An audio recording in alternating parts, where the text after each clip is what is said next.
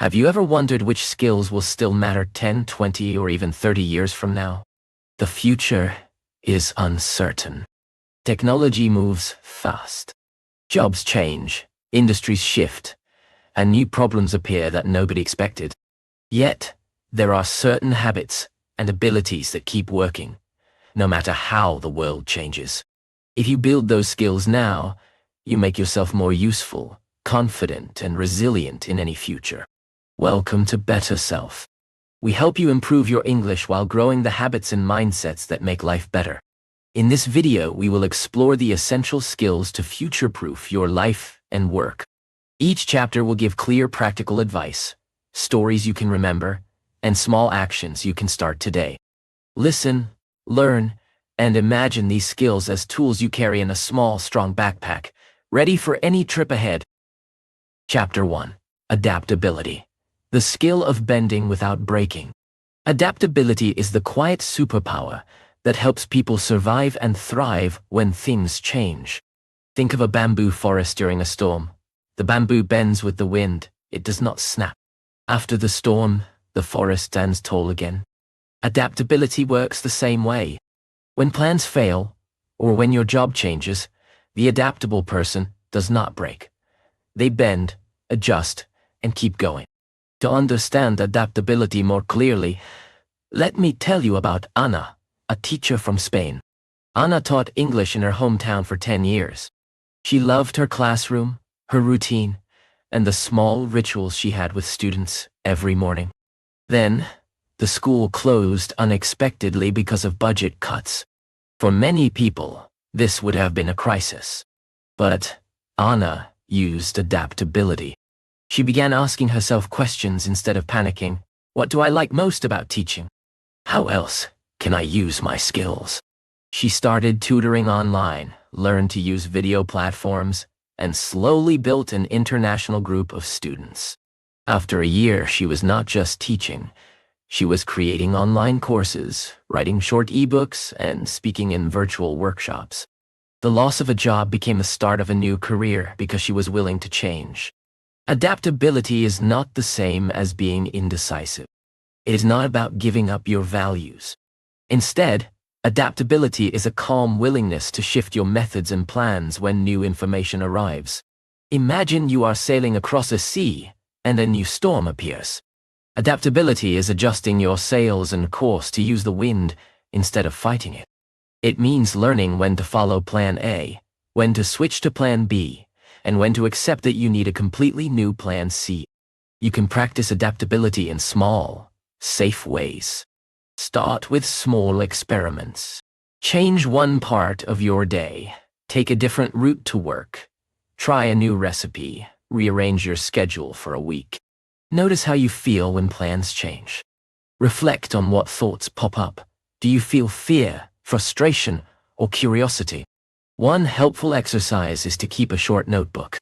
For 1 week, write down 3 moments when something unexpected happened and how you reacted. Then write 1 sentence about what you learned and 1 small step you could take next time. This trains your brain to see change as a place to learn, not just a threat. Another practical habit is to update your skills gently and continuously. Adaptability thrives on a low-pressure approach to learning. Instead of waiting for a crisis to push you into reskilling, spend 15 to 30 minutes a day on something new. Listening to a podcast about a new industry, reading a short article on a tool, or doing a quick tutorial. These small habits accumulate.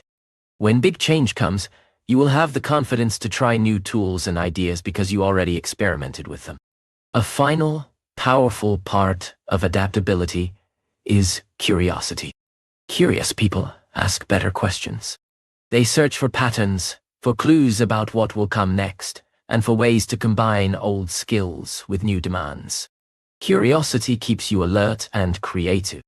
Practice curiosity by asking 1 question every day about your work or the world around you. Ask why something exists, how it could be different, or how you would do it if you had no limits. The habit of asking keeps your mind flexible. Adaptability means patience and practice. It is not about instant change or dramatic reinventions every month. It is about building a steady openness that becomes a default response when the world shifts. Like bamboo after a storm, you will stand taller because you learn to bend. Chapter 2. Learning to learn, mastering the skill of rapid growth. If adaptability is your posture, then learning to learn is the engine beneath it. This skill is about how you take in new information, practice it, and make it yours. The world will always offer new tools, ideas, and ways of working. People who can learn quickly and deeply will have a major advantage. To make this idea concrete, think of two employees in a company. One gets new tasks and feels overwhelmed. They try to memorize instructions and then forget. The other looks for patterns, uses a few focused techniques, and improves steadily. Which one do you think gets promoted? The second one, almost always. They have learned how to learn. One great example comes from the story of Chris, a project manager who decided to change industries into product design in his mid-30s. He had no design degree, but he knew how to learn. His strategy had 4 parts: clarify the desired outcome, decompose the skill into small parts, practice in short focused bursts, and get fast feedback. First, he defined a clear target. By 6 months, he wanted to build 3 simple product mock-ups and understand basic user testing methods. Then he broke down product design into small skills: prototyping, user interviews, and visual layout. He practiced each in 30-minute sessions, using real mini projects.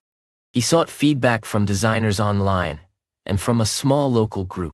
After 6 months, he had a portfolio and a new job. He did not try to learn everything at once. He learned how to learn.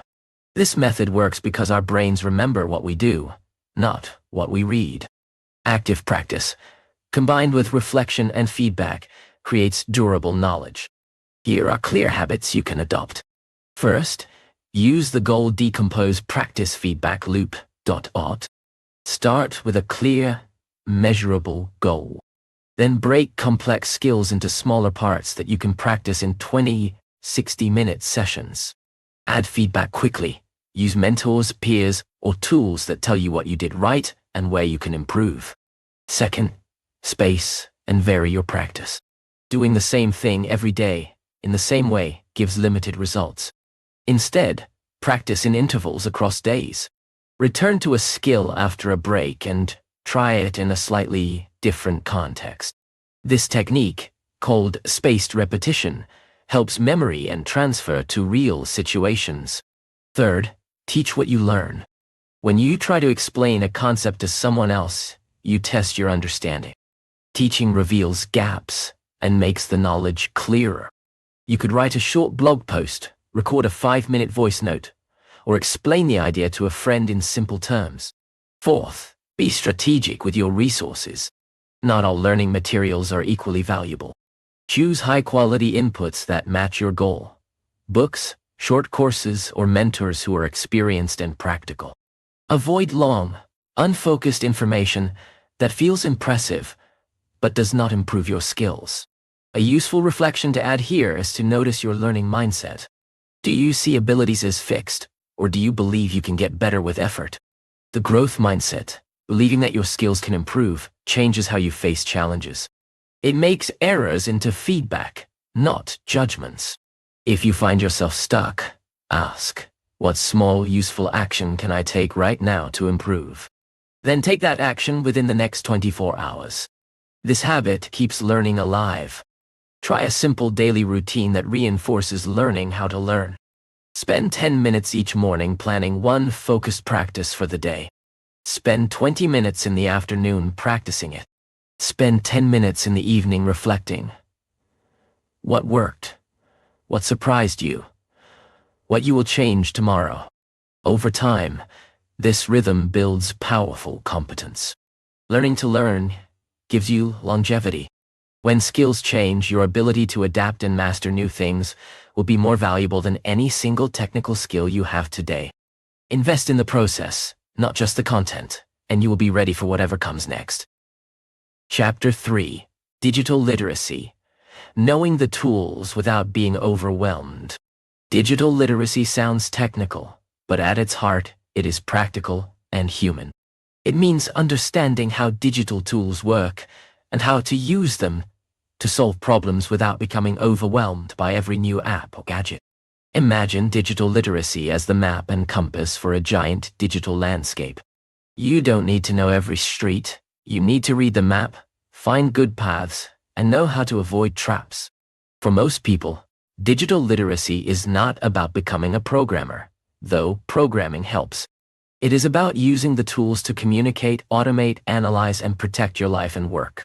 To make this idea alive, let me tell you about Samira, a small business owner who sells handmade stationery online. When she started, she used only a simple phone camera and social posts.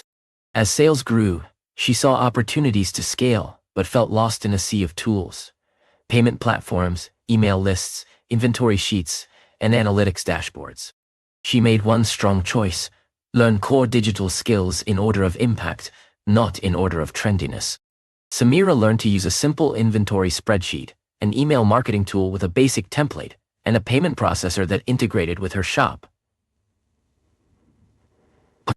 She also learned to use 2 analytics tools to see which products sold best. These essentials gave her freedom. She did not chase every app. She built a reliable digital system that fit her business. When new tools appeared, she could evaluate them quickly because she already understood the basics. What are the basics you should know? First, communication tools, email, messaging apps, and video calls. Know how to use them securely and professionally. Learn how to write clear subject lines, use basic calendar scheduling tools, and set simple boundaries for availability. Second, file and data organization. Use cloud storage consistently, adopt clear naming patterns for files, and back up important documents. Third, digital security and privacy. Use strong passwords, enable 2-factor authentication, and learn to recognize common scams. Knowing a few security habits protects your work, your money, and your identity. Fourth, simple automation. Learning how to automate repetitive tasks saves time. Use email filters, calendar rules, and basic scripts or no-code tools to remove repetitive work from your day. Fifth, data literacy. Basic knowledge of how to read simple charts and reports helps you make better decisions. You do not need to be a data scientist. You just need to understand trends and what the data implies for your choices. Here is a practical way to build digital literacy without stress. Pick one area each month: communication, files, security, automation, or data. Spend 2 weeks learning the basics with short tutorials and hands-on practice. For example, in your email month, focus on clearing your inbox to 0, creating templates for common messages, and learning one scheduling tool. But at the end of the month, write a 1-paragraph note about what changed and what saved the most time. This slow approach prevents overwhelm and creates actual improvements. Another key idea is to learn how to evaluate new tools. When a new app promises to solve a problem, ask 3 simple questions. Does this tool actually solve a problem I have now? Will it make my current process simpler or more complex? Is it worth the time to learn and maintain? This evaluation habit keeps you from accumulating tools that create friction rather than value. Digital literacy also involves soft skills: online communication etiquette, asynchronous work habits, and how to collaborate remotely. These skills are practical in many jobs and life situations. Practice writing clear, short messages and using video calls with a brief agenda so meetings are focused. Create a 1-page document that explains how you prefer to communicate. This helps teams and clients work with you smoothly. Finally, remember that digital literacy grows with use. The best way to learn is to solve a problem you care about using the tool. If you want to track your expenses, start by making a simple spreadsheet that records 3 categories for a month. If you want to create simple graphics for social posts, pick an online design tool and redesign one existing post. Keep the project small and useful. As Samira discovered, building a few reliable systems gives you the confidence to try new tools and to decide which ones deserve your attention. Chapter 4. Communication. the timeless skill of clear connection. Communication remains one of the most powerful, future-proof skills. Technology changes, but humans still respond to clarity, warmth, and honest expression.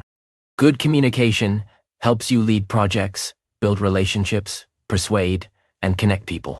Yet many people assume effective communication is just natural talent.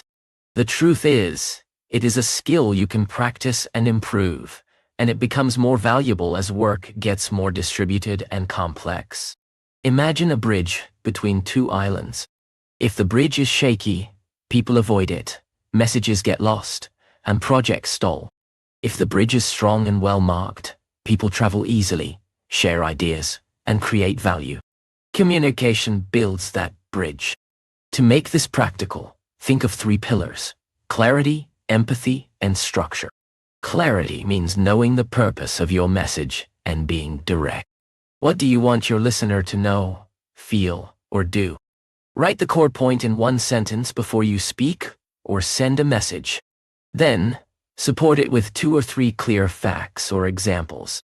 For instance, if you ask a colleague for help, say what you need, why you need it, and when you need it by. Clear messages reduce confusion and save time. Empathy is the ability to see the situation from another person's perspective. Empathy does not mean always agreeing. It means understanding concerns, values, and limitations.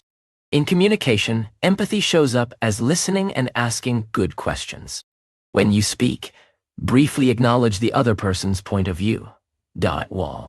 This small step builds trust and makes people more open to your ideas. Structure is about organizing your message so people can follow. A simple structure works well. Start with the main point, then provide supporting details, and finish with a clear action. This format matches how people naturally listen and remember. Emails, reports, and presentations benefit from this approach. Meetings too should follow a structure. A short opening that outlines the goal, a time-limited discussion, and a clear summary of decisions and next steps. Storytelling is another powerful communication tool. People remember stories more than facts. Use short stories to illustrate a point. When you present an idea, include 1 quick example of how it worked in a real situation. These stories should be concise and relevant. Think of an example you can tell in 30, 60 seconds that shows the outcome you want. Let me share a concrete example. Miguel, an engineer, was great at technical work but struggled to influence decisions in his company.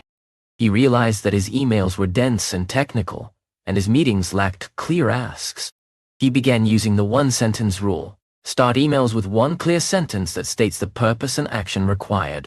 He practiced a daily habit of preparing a 30-second summary before any meeting. Very quickly, colleagues understood his ideas, and he gained a reputation for clarity. His influence grew because people trusted his messages to be clear and useful. You can practice communication in small ways. Record a short voice note explaining 1 project update. Time yourself to keep it under a minute. Notice where you add unnecessary details and where you could be more precise. Or rewrite a long email into a short paragraph with a clear action. Ask a friend or colleague to give 1 piece of feedback. Was the request clear? What did they think was most important? These simple practices improve confidence and clarity. Finally, work on listening as an active skill. Listening means more than waiting to speak. It means asking clarifying questions, summarizing what you heard, and checking assumptions. In conversations, try the 2-sentence rule.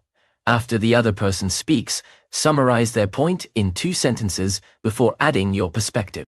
This shows respect and ensures both sides stay aligned.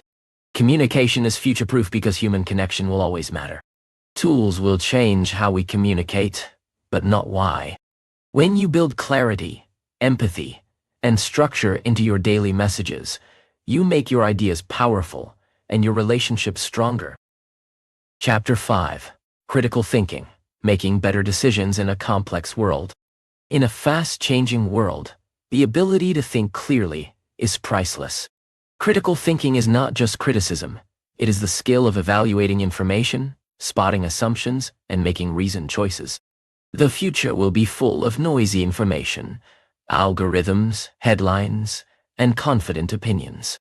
People who can separate signal from noise, recognize weak reasoning, and construct solid arguments will stand out in every field. Picture yourself in a market full of vendors shouting about the best product. Each vendor has a different story, and each product claims to solve everything. Critical thinking is like having a trusted friend who helps you ask the right questions before you buy. It helps you test claims, look for evidence, and make more reliable decisions. To build critical thinking, start with 3 habits. Ask good questions, check sources, and consider alternatives. Asking good questions means more than repeating a doubt. You should ask, what is the claim? What evidence supports it? Are there hidden assumptions? For example, if a headline claims that a new technology will replace your job, ask, which jobs exactly? On what time scale?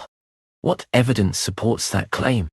Often, claims omit important details. By asking precise questions, you learn more. Checking sources is essential. Not all information is equal. Look for evidence from multiple credible sources, not just a single article or influencer. Prefer primary sources and data when possible. If a study is cited, find it and glance at the methods and sample size. Ask whether the result reported is statistically meaningful or just an anecdote. When dealing with opinions, identify the writer's background and potential bias. A balanced approach to sources reduces the chance of being misled. Considering alternatives means imagining different explanations and outcomes. If you hear an explanation for why something happened, think of at least one other plausible explanation. For instance, if a product failed in the market, was it poor timing, marketing, or product design? Exploring alternatives prevents tunnel vision and promotes creative solutions. When making decisions, map out a few scenarios, best case, worst case, and most likely case. This small exercise expands perspective and prepares you for unexpected turns. A practical example can make these ideas clearer. Consider Maria, a community organizer who needed to decide whether to support a new local policy. Many messages in her town were emotional and urgent. She used critical thinking to analyze the policy. She listed the policy's goals, asked what evidence showed it would work, found comparative cases from other towns, and interviewed 2 experts with different views. She also considered 2 alternative policies. By gathering varied information and testing assumptions, she made a recommendation that balanced values, evidence, and practical feasibility. The outcome was not perfect, but it was careful and credible, gaining buy-in from others. Practice critical thinking daily with small questions. When you read a headline, spend 1 minute asking, what is the main claim? What evidence is offered? Who benefits if I believe this claim?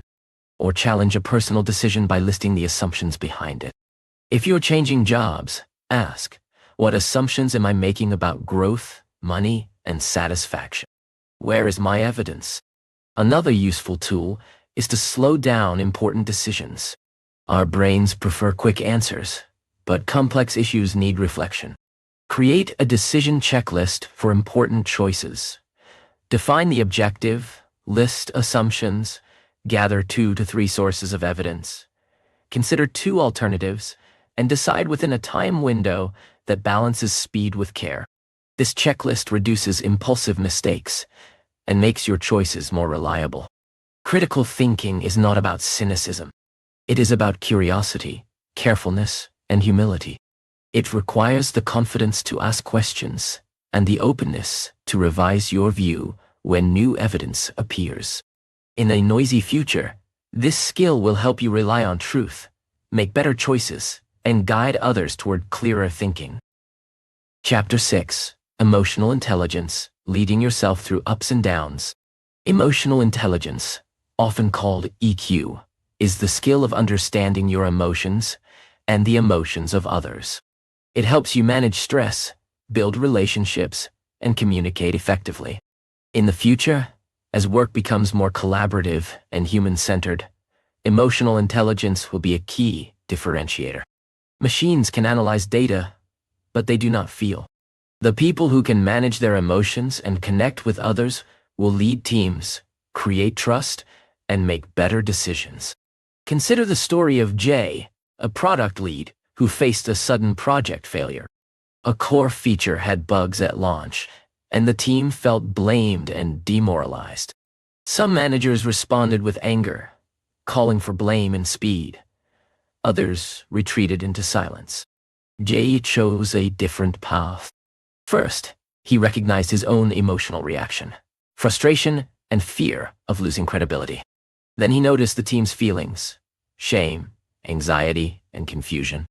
He used simple, clear language to acknowledge the emotion. This is a hard moment. We are disappointed, and that's understandable. Then he focused on a practical plan, what immediate steps could reduce harm and keep customers informed. He also invited team members to share their thoughts privately. By naming emotions, creating a calm plan, and showing support, Jay helped the team recover and learn.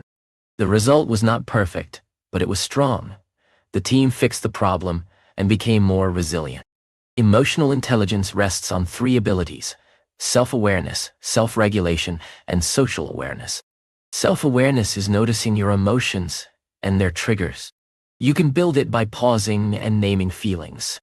A simple habit is to check in twice a day. Ask, what am I feeling right now? And what likely caused this? This small practice builds clarity and reduces reactive behavior. Self-regulation is managing your impulses. It does not mean suppressing feelings. It means choosing actions that work. When you feel upset, take a brief pause before responding. Count to 10, go for a short walk, or take deep breaths. These small breaks create space for a thoughtful response, rather than a knee-jerk reaction. Another useful practice is to rehearse difficult conversations in advance. Plan the key points and how you will stay calm if emotions rise. Preparation reduces stress and improves outcomes. Social awareness is understanding and responding to others' emotions. This skill grows from listening deeply and asking curious questions. When someone shares a worry, reflect it back in your own words before offering a solution. For example, say, "It sounds like you are worried about the deadline. Tell me more." This shows empathy and opens a collaborative conversation. Social awareness helps in coaching, negotiating, and working in teams.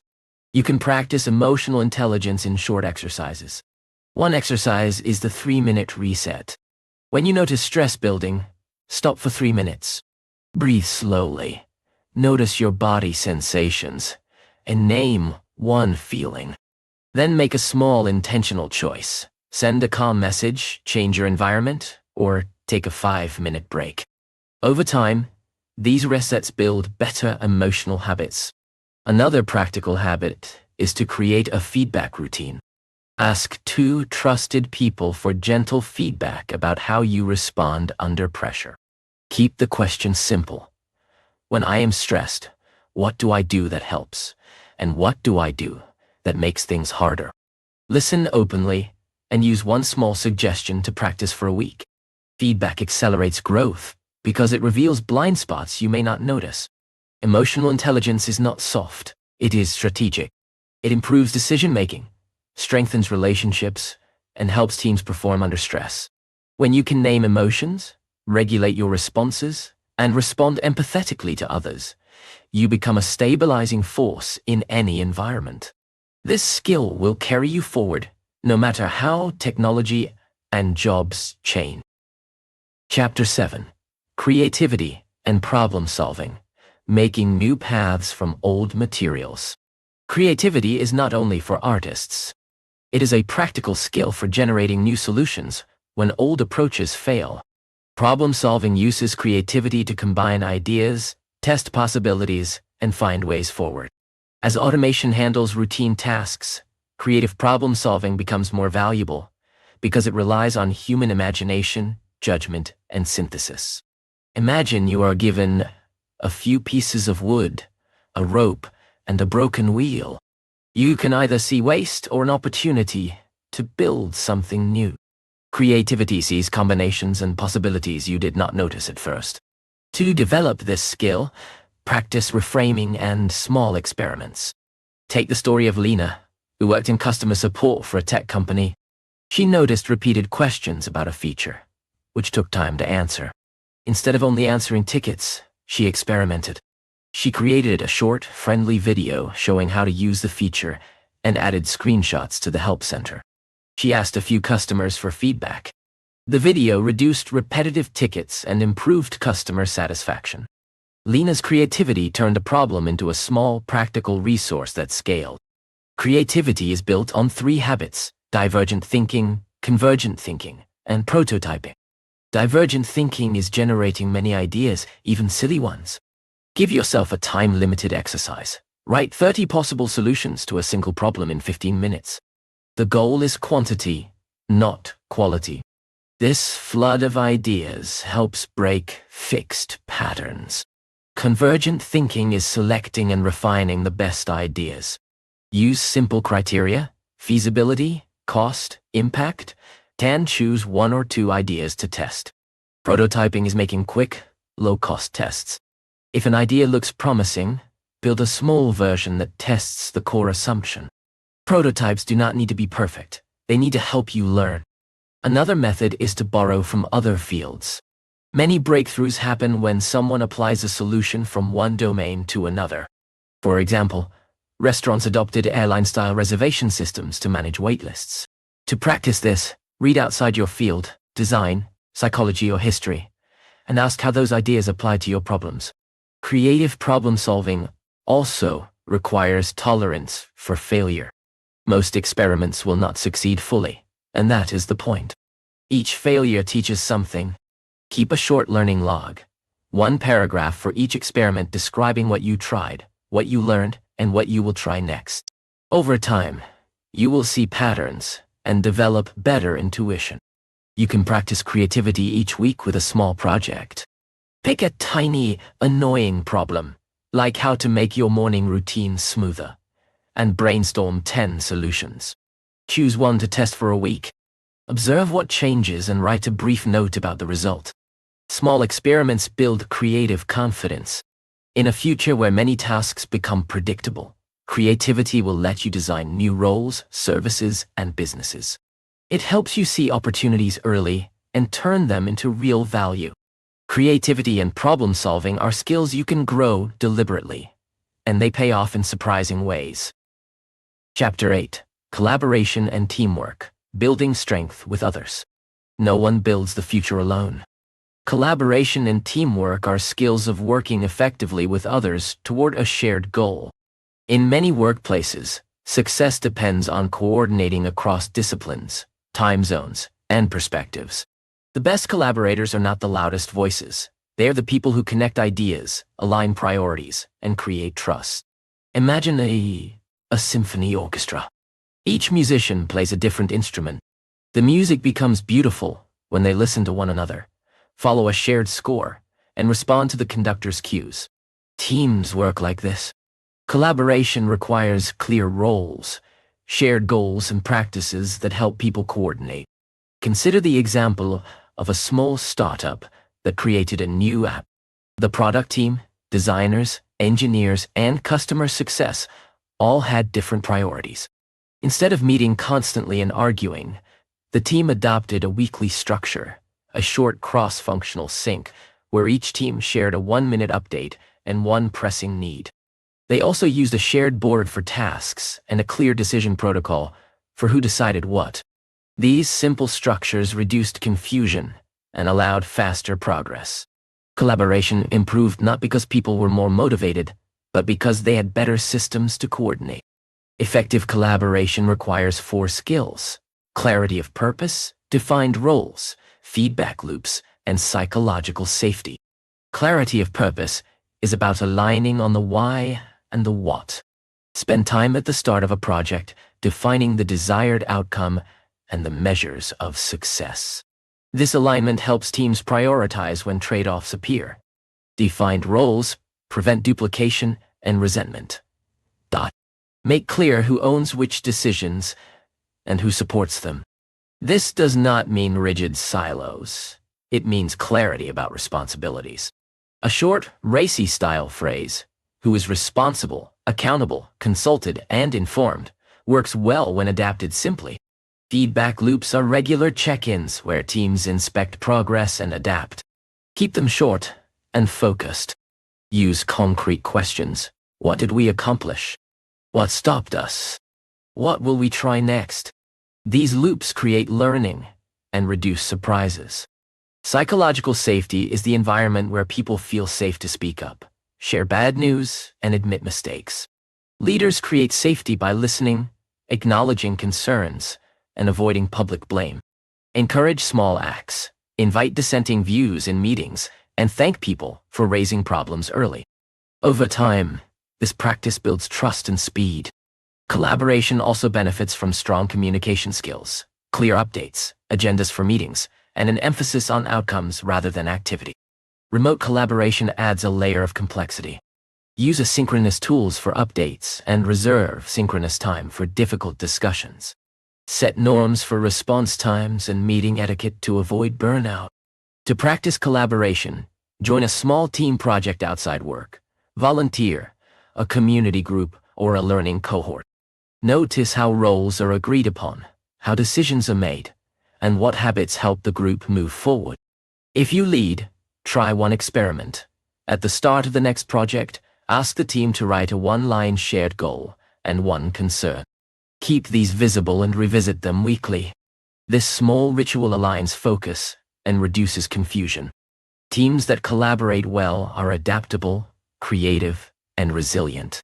As work becomes more interconnected, your ability to connect with others and build shared systems will be among the most valuable skills you can bring. Chapter 9. Personal Branding and Networking. Your reputation as a career asset. In a changing world, your reputation and network act like a safety net and a launchpad at the same time. Personal branding is the way you present your skills, values, and work to others. Networking is building relationships that are mutually helpful over time. Together, they create opportunities and support when change comes. Think of your personal brand as a garden, and your network as the neighbors who visit. A well-kept garden attracts visitors because it shows care and value. Your brand is not about perfect self-promotion, but about consistent, authentic work that others can recognize. Your network is the group of people who remember you, trust you, and can open doors or offer help. Consider the story of Daniel, a freelance developer who wanted more stable work. He began by sharing short case studies of his projects online, explaining the problem, the approach, and the result. He used simple language and focused on problems his clients cared about. He also reached out to former colleagues with genuine notes, asking how they were and offering a small piece of helpful information once a month. Over time, these practices built a steady stream of referrals and invitations to collaborate. Daniel's brand was the consistent quality of his work and his helpful presence. His network became a source of reliable opportunities. Personal branding is not a one-time task. It is a series of habits. Start by clarifying your narrative. What problems you solve, for whom, and how you are different. Write a short, clear statement of this narrative and practice saying it in different settings, in a message, in a short bio, and in a 1-minute introduction. Next, share evidence. Post short examples of your work. Write brief lessons you learned, or share a client result. Consistency beats perfection. A monthly post with real examples builds recognition over time. Networking is about building relationships, not hoarding contacts. Focus on giving before asking. When you reach out, offer something useful, a useful link, an introduction, or a short insight. Keep notes on conversations in a simple list, who they are, what they care about, and one small follow-up you can do. Follow up occasionally with value, not just requests. Networking is long-term practice, not a single event. Online presence matters, but do not confuse activity with impact. Choose 1 or 2 platforms where your audience lives and show up intentionally. A focused presence with real examples is better than scattered activity across many sites. Another practical habit is to build a small referral system. Ask satisfied clients or colleagues for a short recommendation and display it where appropriate. Ask for introductions to 2 people who could benefit from your work. Most people are willing to help when asked respectfully. Over time, these small requests multiply. Networking also includes having mentors and peers. A mentor provides perspective from more experience. Peers provide mutual support and shared learning. Join a small, active group where you can both learn and contribute. These relationships reduce isolation and open new paths. Your reputation and network are long-term assets. In uncertain times, they provide information, opportunities, and emotional support. Invest in them through small daily habits of showing useful work, helping others, and staying present. Your brand and network will be among the most durable tools you own. Future-proofing your life is not just about skills at work. It is also about how you manage money and time. Financial literacy gives you the ability to make steady choices about saving, investing, and planning. Time mastery is the skill of aligning your daily actions with your long-term goals. Together, they create a foundation that helps you take risks without falling. Imagine a home with strong foundations. During an earthquake, the house moves, but it does not collapse. Financial literacy and time mastery create those foundations. They do not guarantee success, but they reduce the chance of catastrophic failure and increase your freedom to choose. Start with money basics. Build a simple budget that tracks your income and main expenses. Aim to save a small emergency fund, enough to cover 1 to 3 months of basic living expenses. This fund is not a full retirement plan, but it gives you breathing room when things change. Next, learn simple investing principles. Diversify, avoid high fees, and think long-term.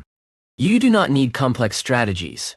Regular contributions to low-cost index funds or a retirement plan tap into a powerful force: compound growth. Avoid high-risk, get-rich-quick schemes that promise fast returns. Debt management is also key. Prioritize paying down high-interest debt while maintaining a reasonable balance for low-interest loans, like a mortgage when it aligns with your goals. Understand the difference between good debt that funds long-term growth and bad debt that accumulates with little value. Use credit responsibly and check statements for errors. Time mastery is the other side of this foundation. Time is the resource you cannot replace. Learn to protect your most productive hours, those times of day when you think clearly and do your best work. Schedule focus blocks for deep work and use short rituals to prepare for them. Close distracting tabs, set a short timer, and write a clear next step before you begin. Use small boundaries, turn off notifications, set clear meeting times, and allow short breaks to recharge. A useful method is to align time with energy. Some tasks need high concentration. Schedule them when you have energy. Routine administrative tasks can go into lower energy slots. This alignment increases output without burning you out. Combine financial and time habits into practical plans. For example, create a quarterly check-in routine. Review your budget and savings, set one financial goal for the next quarter, and plan one-time goal, like learning a new skill or finishing a project. Keep these check-ins simple and brief. Their goal is steady progress, not perfection. Let me tell a brief story that ties both together. Rina wanted to move countries for a job opportunity, but she felt paralyzed by uncertainty. She started a small plan: build a 3-month emergency fund, reduce 2 minor subscriptions, and practice packing and paperwork steps in small chunks. She also scheduled 2 hours every Saturday to research housing and visa steps. Over 6 months, she created a cushion of money and a clear process for the move. When the opportunity finally arrived, she was ready, not frantic. Small, steady financial and time choices made a big difference. Financial literacy and time mastery are not glamorous, but they are powerful. They give you options and calm in a changing world. Practice simple routines. Save a small portion each month, review a weekly budget, and protect focused work time. Over time, These habits compound into real freedom and resilience.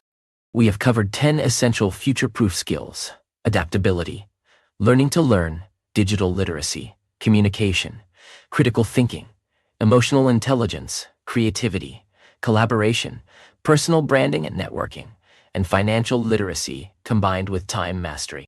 Each skill builds on the others. Together, they form a toolkit you can carry through any change. Start small. Pick one skill that feels most useful right now, and commit to one simple daily or weekly habit. Want a quick suggestion? Choose adaptability or learning to learn. These skills amplify the rest. You are preparing for a future that will have surprises. The best preparation is steady practice. Keep a short notebook with one learning goal for the month, a simple plan for the week, and a note of one small win each day. Over months and years, those small steps become lasting strength. Thank you for listening. If this video helped you, subscribe to Better Self for more calm, practical ideas to grow in English and in life. Share this with a friend who is preparing for the future, and leave a comment about which skill you will start practicing today. Keep learning, keep adapting, and keep building the life you want, one small step at a time.